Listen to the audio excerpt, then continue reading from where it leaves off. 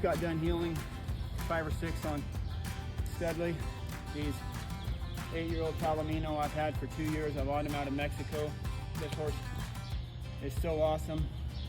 I don't know that he's the fastest horse in the world. He's not very big, but man, this horse is quick. He is freaking quick out of the box. We're about to break away 5 or 6 on him. Really wants to get on his butt when you throw. Will finish good. One steer, I kind of let him get pulled out of his stop a little bit.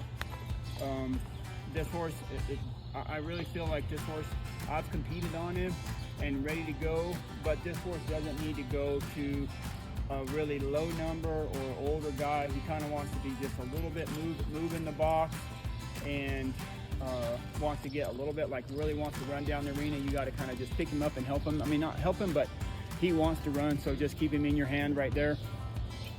Other than that, he's easy to rope on. He really wants to stop on your throw. Good around the corner. Like I said, I think this horse is great for higher number or higher level rider. You know, a number 5 would do great if they ride good and have ridden a lot. A number 4 that's just starting, I don't think this horse would be good for. He just has a few too many buttons and wants to move around.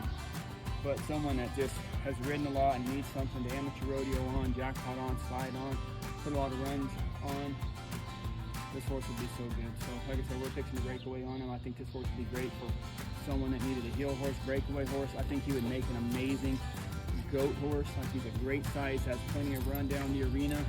He'd let you pick him up and get off.